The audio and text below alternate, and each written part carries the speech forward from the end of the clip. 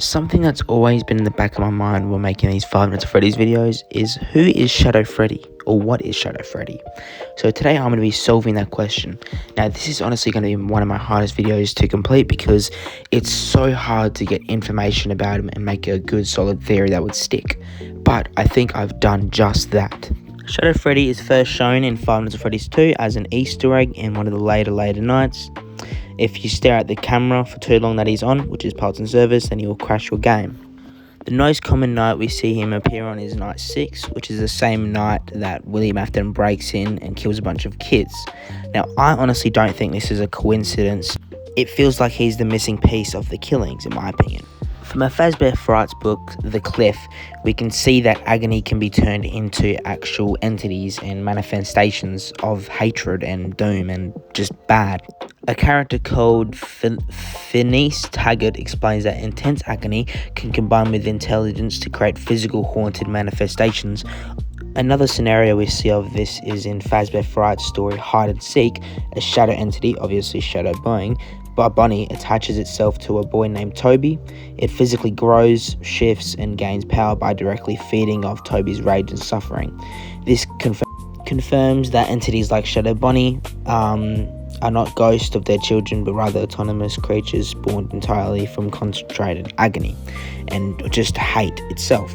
So these are two good examples of that entities or hatred itself could be turned into entities and manifestations.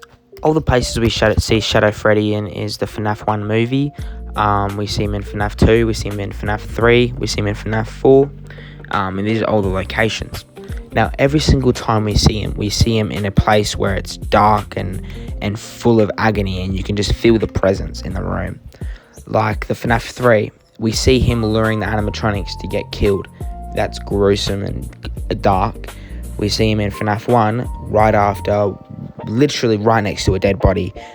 In FNAF 2, we see him in a dark corner in parts and service next to the animatronics that had kids inside of them, the original animatronics. And in FNAF 4, we can literally see him taunting and haunting CC. So every single place he's in is filled with strong, bad emotions like agony, sadness, and hate. So we only see Shadow Freddy where death is being taken place.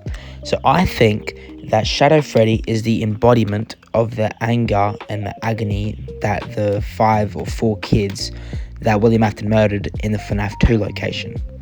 Which it honestly makes a lot of sense with the embodiment and the manifestation of the agony and hate. It lines up with what Shadow Freddy could be, and it could explain him perfectly. And you might be asking, well, why isn't it the Spring Bunny suit? Why is it Golden Freddy? Well, I believe that it was the Golden Freddy suit that William Afton took to murder these kids, because in 5 Nights at Freddy's 3, we can see William Afton getting chased into the private room by the 5 kids. In this room, we can see a Spring Bunny suit. Now, I believe that this is where currently in FNAF 2, the Spring Bunny suit is. Now, this is obviously a new restaurant, so it's not going to be any old or previous location. It's a completely new location. So, obviously, they don't have access, William Afton doesn't have access to the Spring Bunny suit in FNAF 2. And I think that's why he would have used the Golden Freddy suit, because it was the second best thing that he could have used. And I think that's why these kids manifested into a Golden Freddy-like figure, because the man that killed them was in a Golden Freddy suit. And this makes, honestly, in my opinion, a lot of sense. But now, the real question is, why doesn't he appear in any other game?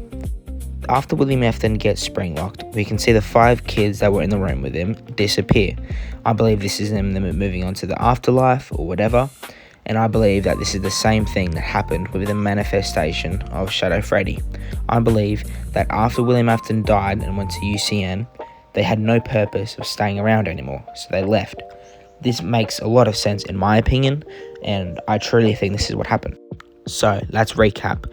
In FNAF 2, William Afton went to the FNAF 2 location to murder kids to gain Remnant. He didn't have access to the Spring Bunny suit since it was in a private room in FNAF 1. It's not confirmed to be FNAF 1, but in the minigame it looks similar to FNAF 1, so I'm just going to call it FNAF 1. Anyway, he doesn't have access to the Spring Bunny suit, so he uses the Golden Freddy suit. Then he kills 4 or 5 kids, and then those kids felt anger and hatred that they were killed while being completely innocent and did nothing. So after this, they manifested together into an agony-filled, hatred-felt entity that was known as Shadow Freddy. After the original 5 kids that were stuffed into the suits killed William Afton, I believe that Shadow Freddy and all the 5 kids moved on to the afterlife. This makes a lot of sense, and it explains Shadow Freddy super well. And that explains it. Thank you for watching this video. Leave a like, subscribe, put notifications on. Thank you for watching. It's an interesting theory. I do really like this theory, actually. I think it ties in with the timeline I have set pretty well. So thank you for watching. Stay tuned for my next video. Put notifications on to get notified when it first comes out. See you later, alligator.